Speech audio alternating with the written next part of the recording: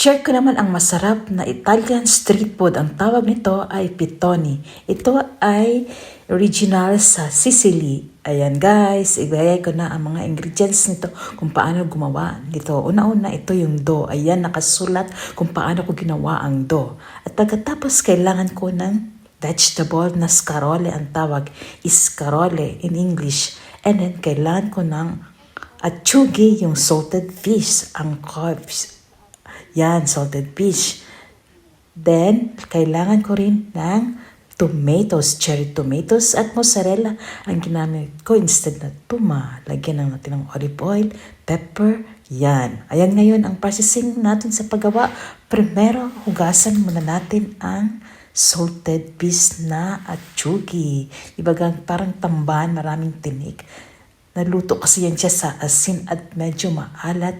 Hugasan natin at pagkatapos nitong hugasan, tanggalin natin ang mga tinik nitong atsugi. Ayan guys, ang atsugi na yan. Ito guys, hugasan ko muna ang atsugi kasi sobrang alat nito. Wash natin at para mawala ang alat nito. Tapos tatanggalin natin ang tinik nitong atsugi. Kasi medyo maraming tinik itong fish na ito na salted fish. Ayan. Tinanggal ko na guys. Tingnan nyo. Ayan oh. Kinuha ko na ang tinik nitong fish na ito. Hindi dapat kasama ang tinik. Kasi medyo masakit na yan sa lalamunan. Kainin. Ito lang kailangan natin. Gamitin ang laman ng fish. Ayan. Tinatanggal na. Gamit natin ng kutsilyo para maalis yung tinik. Ayan guys, o tingnan nyo. Ayan. Tinanggal ko ang tinik nitong fish ng atsugi, ang cubes. Tanggal. Gamitin natin ito.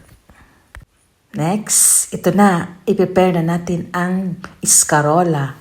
Scarole, hihiwain natin ang gulay na ito. Na-wash na ito guys sa next procedure na after mahugasan yung salted fish. I-slice natin ito pino-pino para sa ating filling ng ating pitoni. Slice natin ng maliliit guys. Tanggalan natin itong medyo matigas. Ito lang iiwan natin yung malambot. Slice natin, prepare natin sa pitoni. Ang pitoni para siyang itsura ng empanada pero manipis na ito. Ito. Then, i-slice natin ang tomatoes, ang cherry tomatoes. Masarap kasi pag may tomatoes para ba siyang may sweetness na isama sa filling kasi may maalat na at may matamis-tamis. So sweet and sour ang labas ng ating pitoni with vegetables. Slice natin at isasama natin sa ating filling na pitoni. Okay guys, tingnan nyo ang paggawa ni Chewy ng masarap na pitoni from Sicilian street food ito guys. Pipituhin ito guys, hindi ito i-oven ha. Pwede rin siya i-bake. Masarap din siya i-bake. Ito, pero mas masarap ang original nito is yung naka-fry siya, i-deep fry siya sa very hot oil. Pag i-deep fry nito, pitonin natin guys. Okay, slice ko na ang tomatoes. Masarap itong tomato. After na slice ang tomatoes, prepare ko ng mozzarella. Mozzarella ang gigamit ko. Pwede rin siya any cheese, yung tinatawag na toma. Pero mozzarella ang available sa amin. I-slice ko na ang mozzarella ng cubes para isama ko sa filling ng tomatoes, scarole, at olive oil. Ayan. Slice natin ng cubes. Hinaluan ko rin siya ng ibang cheese guys. Ito para may dagdag panglasa. Slice na natin ang mozzarella. At pinatuyo ko siya ng Scottex bago ko i-slice ito. At ito na yung wash ko na salted fish na atsugi. Ayan, pomodoro. Yan ang vegetables. Ready to make the filling. Ito yung dough. Dapat tanggalin ang air at ininid natin ngayon ang ating dough para sa ating piton. Ready to knead na. Lagyan natin ng flour para hindi didikit sa ating plyboard na pang masa ng ating mga binibake na bread or pizza. Ayan, eto na yan, ready to slice. Gagawa ako ng 6 pitoni sa 350 grams na flour na aking prepare. Okay, slice natin to siya ng 6. Hati-hati natin ng 6 na bilog para sa ating pitoni. Ayan. Ready na natin ating dough para imasa na natin ng pabilog ito ngayon. Ayan, masa-masa natin. Kailangan ipaplatan talaga siya guys sa huwag kapalan. Papanipis ang paggawa nitong pitoni para sa pagprito nito medyo mag-crunchy siya at medyo mag-bulky. Kasi pangit pag makapal guys. Hindi naman siya mabutas. Tama-tama lang. Basta importante ininid ng mabuti natin ang ating dough bago ilagay yung mga filling. Okay, yan. Need lang muna si Chewy. Ayan, nakagawa na ng pang-wrap ng pitoni. Paano gumagawa ka ng empanada? Pero yung empanada may itlog lang yun ang dough. Ito wala itong itlog. White wine, olive oil, yeast, at saka konting sugar and salt. Yun lang ang paggawa nitong dough na ito. Simple lang guys. Ayan. Ayan, need. Pero pinatubo ko siya ng 3 hours guys ha.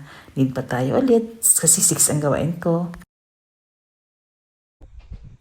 Ito na yung naplatan ko na dough para sa ating pitoni. Ready na ang ating mga fillings guys. Ito, nilagay ko na ang vegetables na scarola. Then, tomatoes, the cherry tomatoes. Lagay ko na ang cherry tomatoes.